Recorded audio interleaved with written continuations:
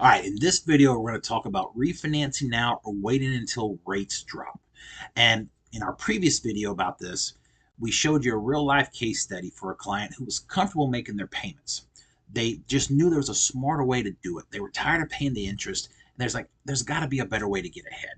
And in this video, we're going to take it one step further. We're going to assume that borrower needed help financially. They were struggling, they were drowning, they needed more money in their cash flow, or they increased their cash flow for just living expenses.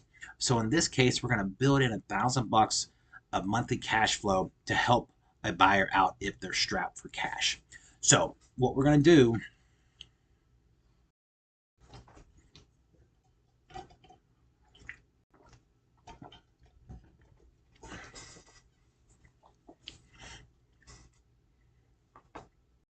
all right, in this video, we're going to talk about refinancing now or waiting until rates drop. Now, in our previous video, we discussed this exact situation. And in that case, the buyer was fine making the monthly payment. They just knew there was a smarter, better way to do it. They wanted to get ahead. They were tired of paying the interest. And there's got to be a smarter way of doing this. And in this case, we're going to take it one step further and assume that they were drowning and they needed monthly cash flow help. And that's what we're going to model out here. So again, this is a true life case study. In the current mortgage situation that they had when they came to us, they had a apartment that was worth 683. They had a loan amount of 258,992, 3.25 rate. They were on a 20-year term, and they had 16 and a half years left on their 20-year term, so they're 3.5 years in. Now their payment was $44.80 a month, and that broke down to a mortgage payment of $2,057 fully escrowed. Then they had an additional $23.72 in non-mortgage related debt, and that's how we came up to the $44.80.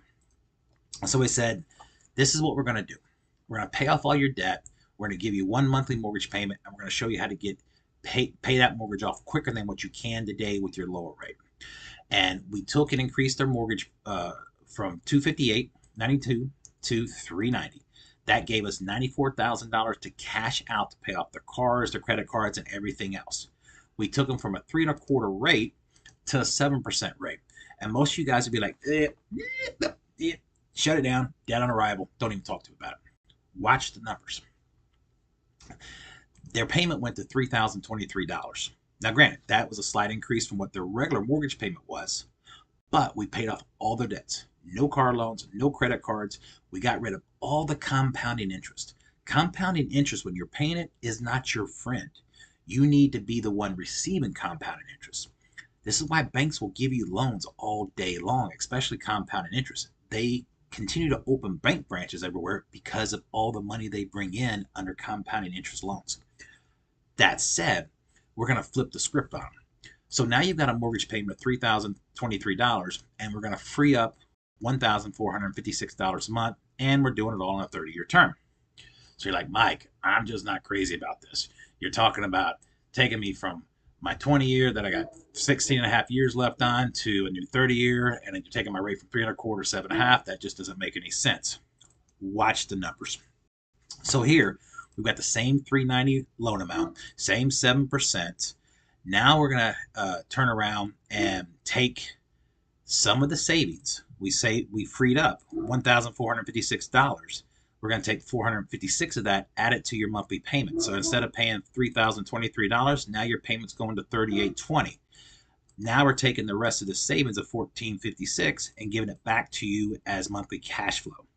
Just by doing this alone, paying this extra $456 a month, giving you $1,000 a month, all your other debts are paid off. You pay the mortgage off in 19.67 years. That's only 3 years longer than what your current situation is. 3 years. And all your other debt's gone. No car payments, no credit cards, no nothing.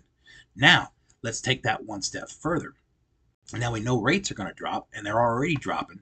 So now you take the same $390 loan amount, but instead of being at 7%, now we refinance to 5.25, and now that frees up more money. More money.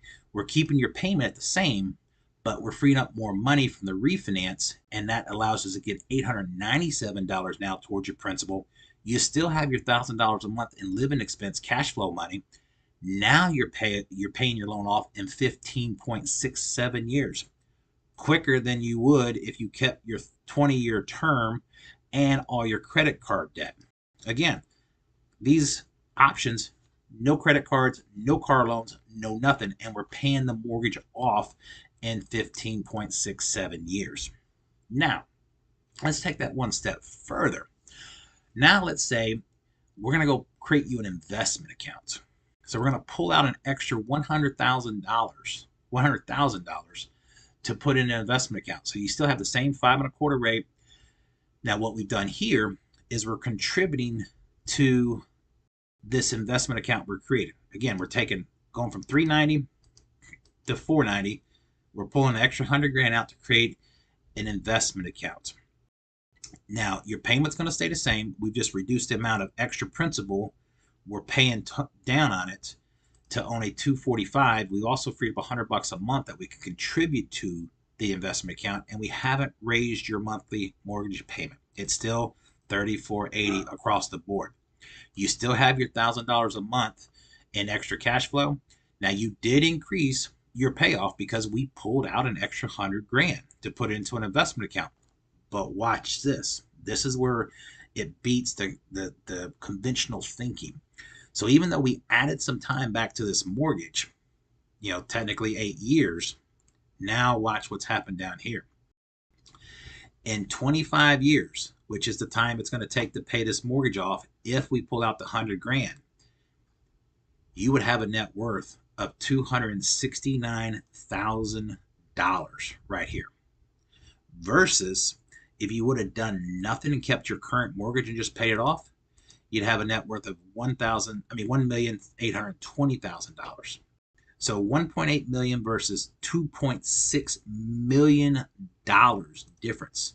And that's because we pulled out the 100 grand and then started contributing $100 per month towards it. And in 25 years, you would have increased your net worth from 1.8 to $2.6 million. Oh, by the way, we paid off all your debts, all your credit cards, and everything else along the way. This is the power of compounding interest versus simple interest. When you're paying compounding interest, it's not your friend. When you have money working for you and your benefit is compounding interest, it's your friend. This is why rates don't matter. We took you from a 3.25 rate to a 7, and then ultimately back to a 5.25, and we paid your stuff off faster. So if you've got any questions about this, give us a call. We'll be glad to go through your unique situation and walk you through the numbers. All right, have a great day.